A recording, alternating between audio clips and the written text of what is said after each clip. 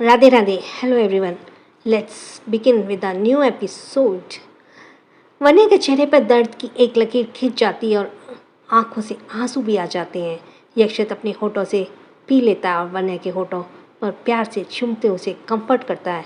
आज काफ़ी समय बाद वो दोनों एक हुए थे। दोनों के चेहरे पे एक सुकून भरी स्माइल थी। वन्य को घंटों परेशान करने के बाद यक्षित उससे अलग होता है। आज उसकी किस्मत बहुत अच्छी थी, इसलिए बच्चे भी अपने चाचू के साथ आराम से खेल रहे थे।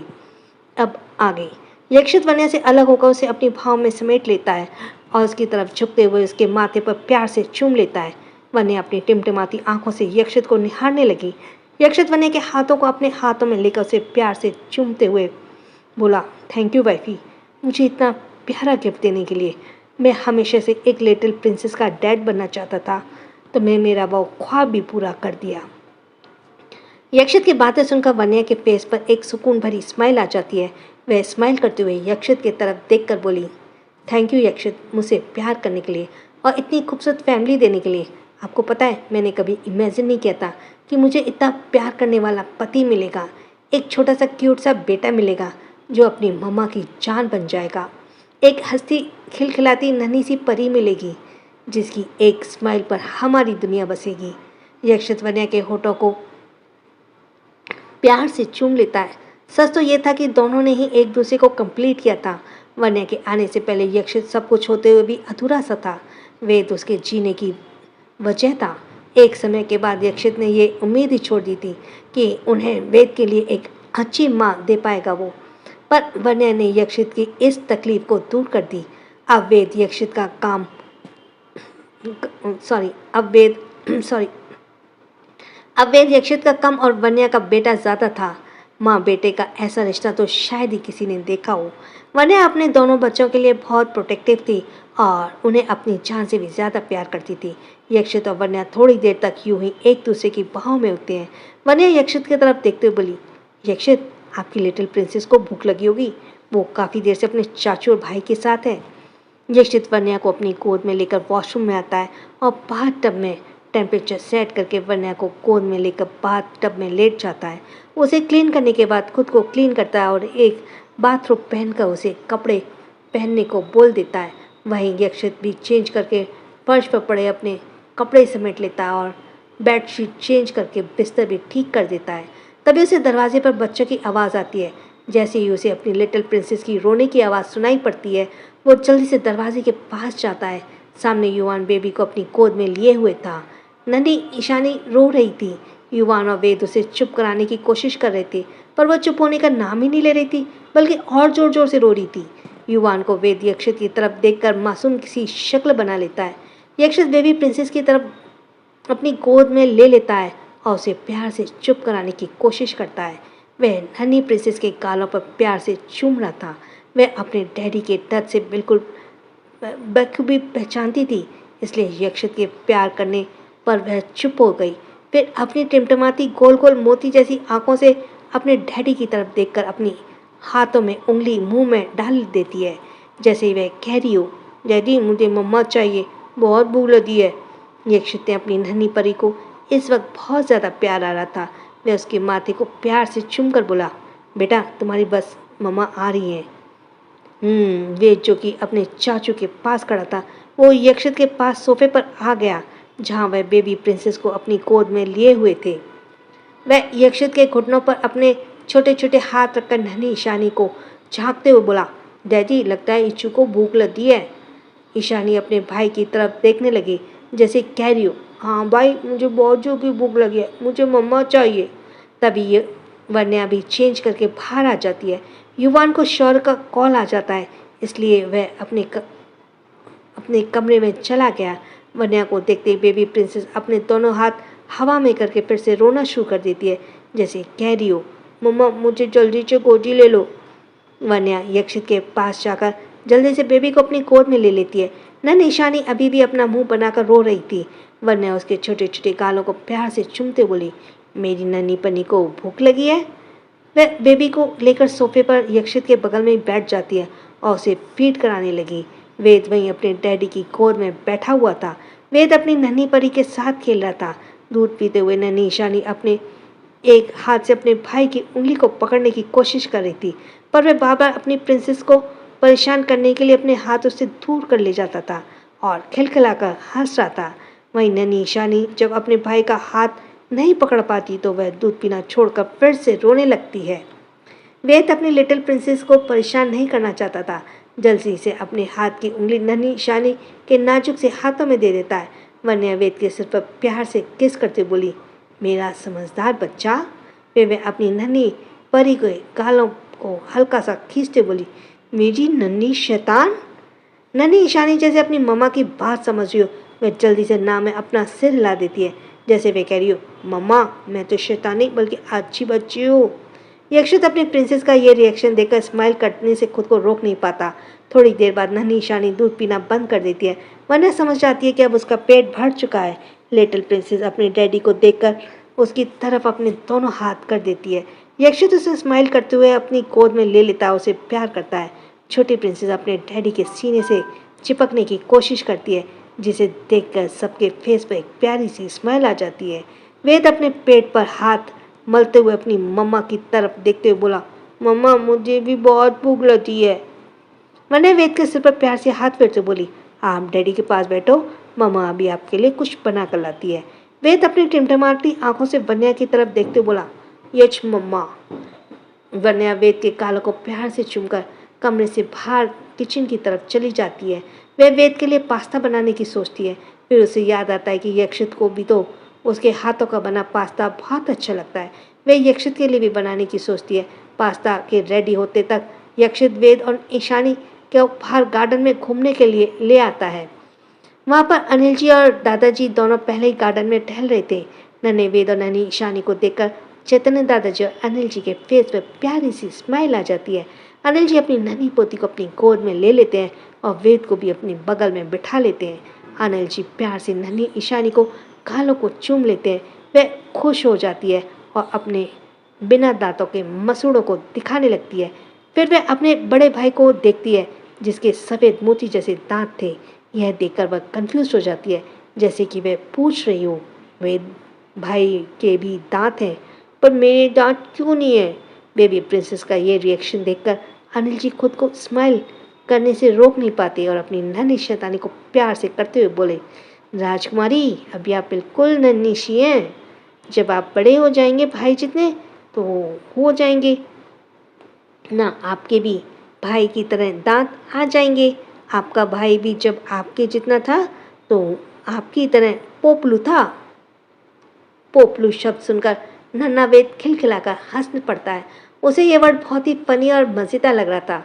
वहीं उसके भाई को हंसता देख नन्ही ईशानी भी पूरी जोर लगाकर खिलखिलाकर हंस पड़ती है।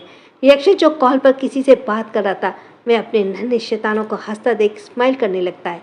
वहीं बच्चों को खिलखिलाहट सुनकर चैतन्य दादाजी अपनी छड़ी के सहारे उनके पास आकर बोले, क्या हो रहा है भाई? तीनों दादा पोती किस बात पर हंस रहे हैं?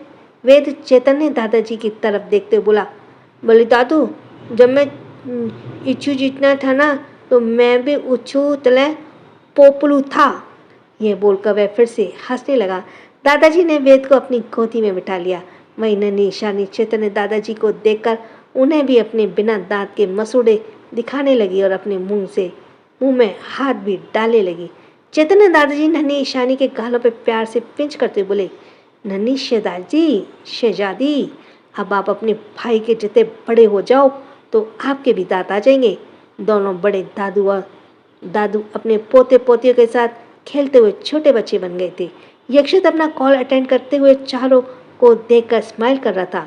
वहीं ईशानी की निगाहें जब अपने डैडी पर पड़ी तो अपने बड़े दादू और भाई की तरफ देखकर अपने छोटे छोटे हाथों से डैडी की तरफ इशारा करती है और अपने छोटे से हाथ को अपने कान के पास ले जाती है, जैसे वह कह रही हो, दादू ये डैडी क्या कर रहे हैं।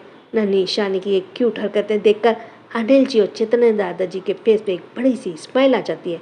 चैतन्य दादाजी ईशानी के सिर पर प्यार से हाथ फेरते हुए बोले, अनिल बेटा, जरूर हमने कोई पुण्य किए तभी तो हमारे प्यारे प्यारे बच्चे हमें पोते पोतियों के रूप में मिले हैं। अनिल जी नन्ही ईशानी के गालों पर खेलते हुए बोले, हाँ पापा, आप सही कह रहे हैं। इनके पास बैठो तो वक्त का जैसे पता ही नहीं चलता। दूसरी तरफ मुंबई का एक विला। यह विला देखने में काफ़ी शानदार और लग्जरियस था। खूबसूरत गार्डन का पुल, सारी चीज़ें विला की खूबसूरती को बढ़ा रही थी। विला वैदिक राजवंश का किला था जो अभी कुछ दिन पहले इंडिया आया था।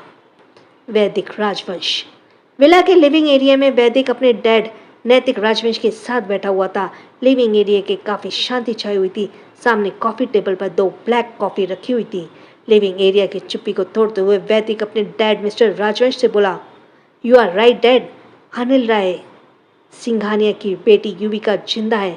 मैंने उसे अपनी आंखों से देखा है। ये बोलते हुए वह फोटोग्राफ को, जिसे उसने चुपके से अपने असिस्टेंट से निकलवाया था, वो अपने डैड को दिखाने लगा। फोटो देखकर मिस्टर राजवंश की निगाहें बिल्कुल सर्द हो गई। वह वैदिक की तरफ देखते हुए बोले, और ये कैसे हो सकता है? मुझे तो उस औरत ने यही कहा था कि अनिल की वाइफ मलिका और उसकी प्यारी बेटी युविका का किस्सा खत्म हो चुका है। वैदिक सामने की तरफ देखते हुए बोला, ये भी तो हो सकता है कि उस हादसे में सिर्फ मिसेस सिंघानिया की ही मौत हुई हो, उनकी बेटी युविका की जान बच गई हो। मिस्टर राजवंश कुछ सोचते हुए बोले, उस एक्सीडेंट को तो कई साल बीत गए। इतने सालों तक तो वो लड़की कहाँ थी? मेरे रिसोर्सेज के अकॉर्डिंग उसे पिछले कई सालों तक सिंघानिया फैमिली के साथ नहीं देखा गया। वैदिक अपने डैडी की तरफ देखते हुए बोला, डैड, हो सकता है ये लड़की उस औरत के कब्जे में हो। आप जानते हैं ना कि वो कितनी गिरी हुई है। पैसों के लालच में वो किसी भी हद तक गिर सकती है। अपने बेटे की बात सुनकर मिस्टर राजवंश गहरी सांस लेते हैं। यहाँ बात मिसेस त्रिशा की हो रही थी। वो शख्स मिस्टर राजवंश ही था जिसने पूरी सिंघानिया फैमिली को तबाह करने की प्लानिंग की थी, पर यक्षित की वजह से हर बार फेल हो रहे थे। फिर उन्होंने इस काम के लिए मिसेस त्रिशा को चुना। वह तो पहले से ही एक गिरी हुई औरत थी। पैसे के लालच में आकर वह ये काम करने को तैयार हो गई, क्योंकि इससे उसे 2 फायदे थे।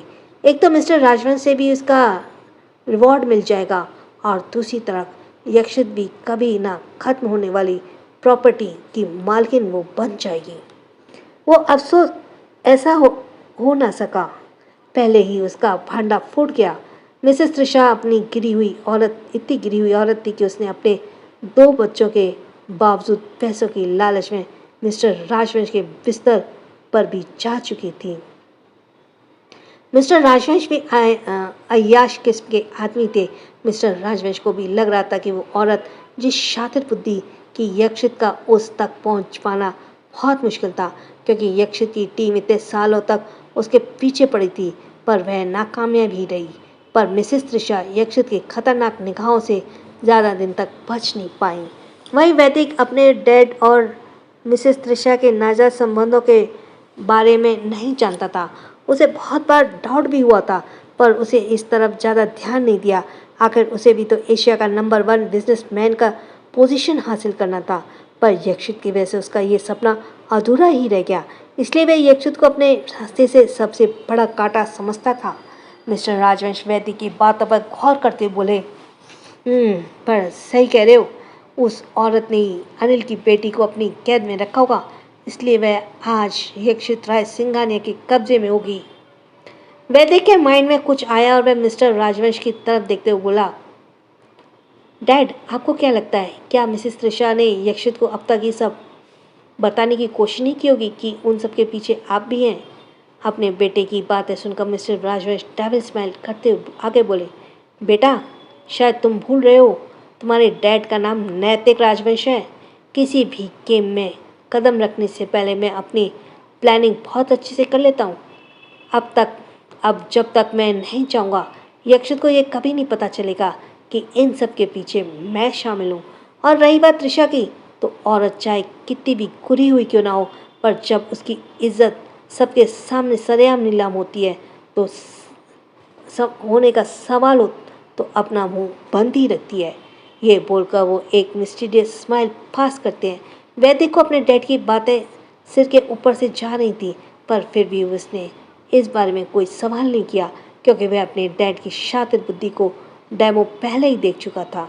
कुछ सोचते वैदिक बोला, डैड, आप अनिल राय सिंघानिया और उसकी फैमिली से इतना नफरत क्यों करते हैं? आपने मुझे आज तक इस बारे में बताया नहीं। अपने बेटे का सवाल सुनकर मिस्टर राजवंश मिस्टीरियस स्माइल पास करने लगे। वह देख के यह उसके डैड के बिहेवियर को समझना थोड़ा मुश्किल था। उसने आज से पहले भी बहुत कोशिश की थी जानने की कि आखिर अनिल राय सिंघानिया, पूरी सिंघानिया फैमिली के पीछे इसकी क्या बेहिंता नफरत का दास्तां क्या है। यक्षित वेद और अपनी शाम का वक्त यक्षित वेद और अपनी नन्ही ईशानी को बेडरूम के सोफे पर लेकर बैठाया हुआ था।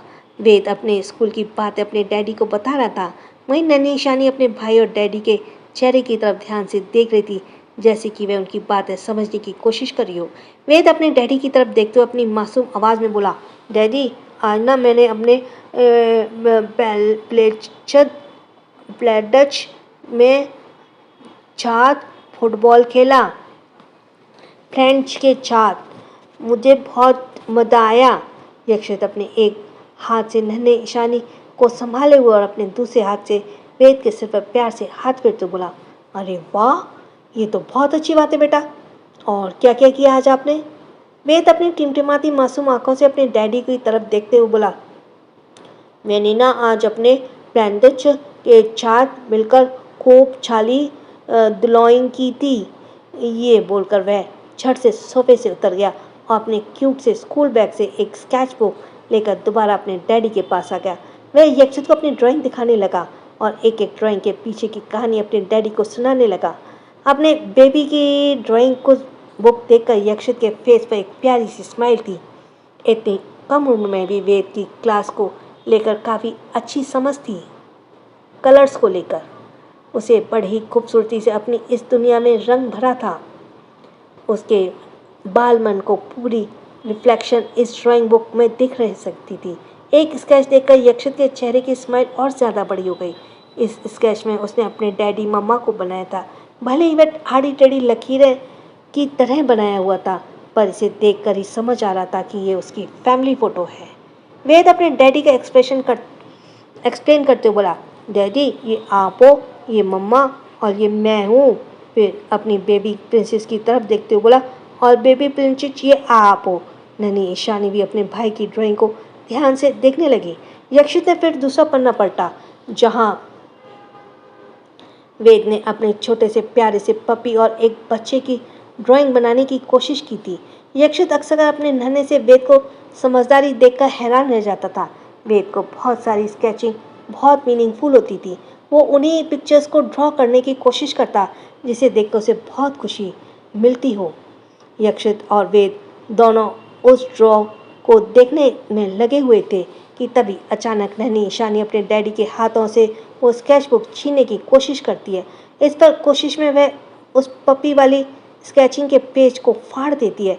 यक्षित अपनी निगाहें नन्ही शैतानी की हरकतों को आंख फाड़ कर देखता है तो रह जाता है। फिर वह वेद की तरफ देखता है जो अपने निचले होठ को बाहर निकालकर रोना शुरू कर देता है। वह रोते हुए बोला, डैडी ने मेरी ड्राइंग फाड़ दी, वो बहुत बुरी है। यह बोलकर वह रोने लगा क्योंकि वेद ने यह ड्राइंग बहुत मन से बनाई थी और उसकी नन्ही शैतान ईशानी ने अपने भाई की ड्राइंग बुक ही फाड़ डाली। तभी वहाँ पर वन्या भी उन सब के लिए गरम गरम पास्ता लेकर आ गई।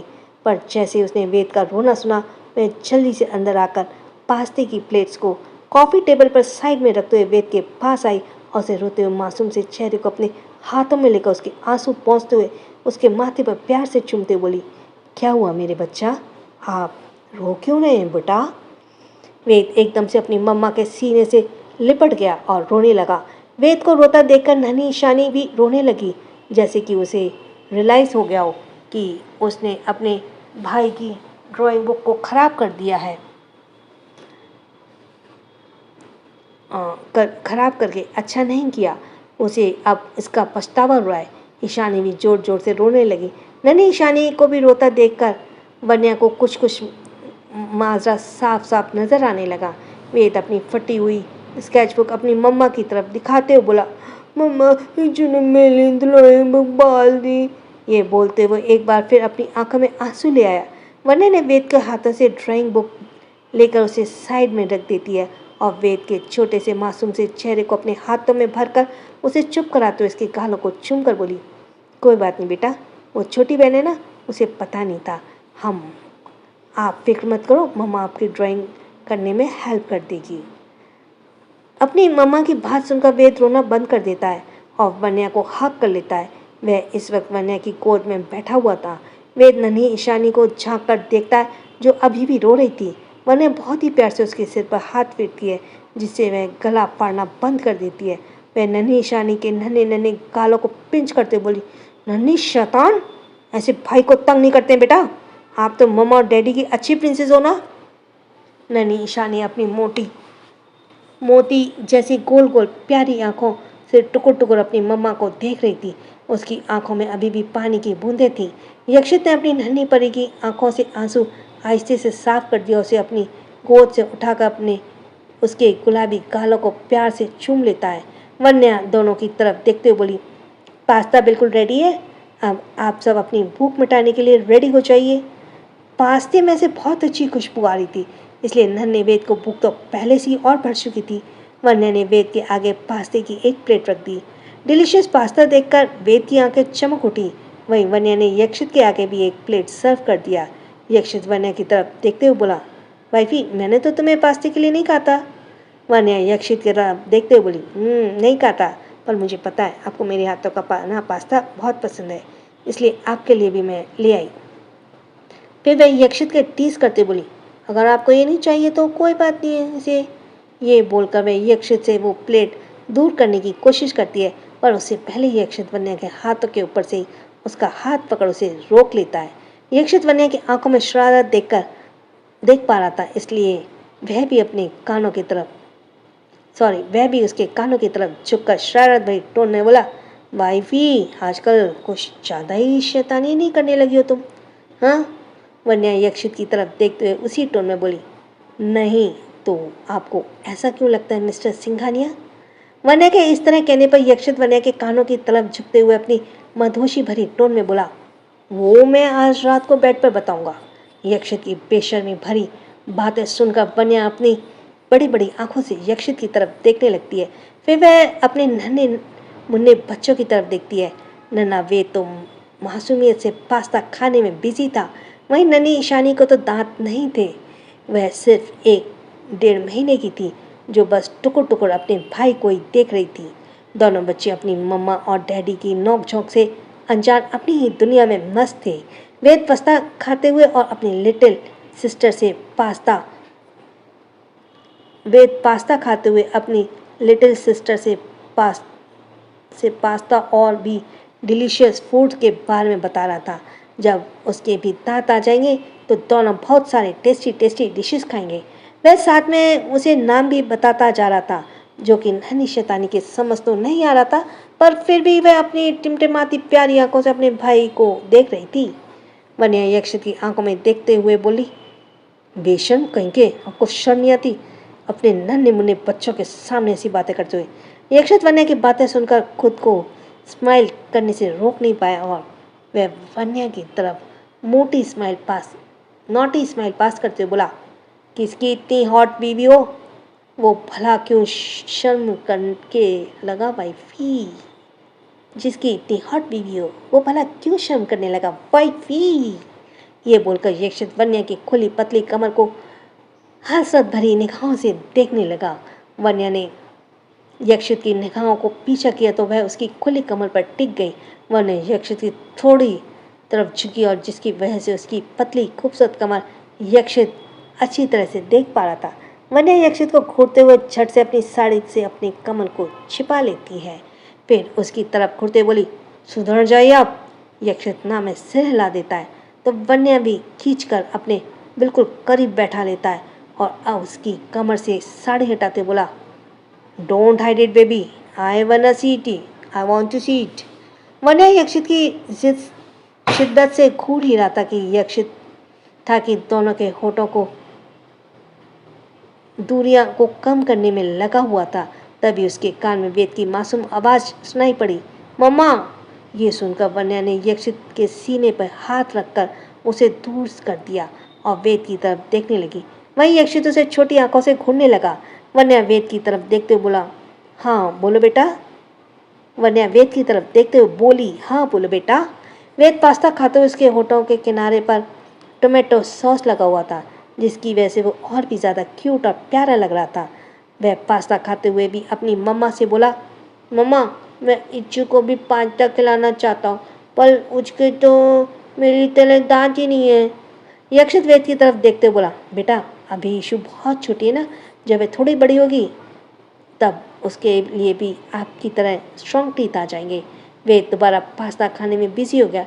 नन्ही ईशानी को यक्षित के उसके भाई से बगल में लेटा दिया था। वह अपने मुंह में हाथ डालकर अपने भाई की तरफ देख रही थी।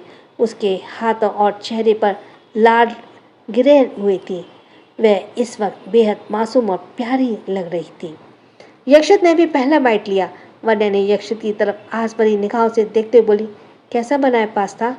पास्ता सच में बहुत ज़्यादा टेस्टी बना हुआ था, पर यक्षित को तो अपनी वाइफी को टीज करने में कि कुछ ज़्यादा ही मज़ा आता था।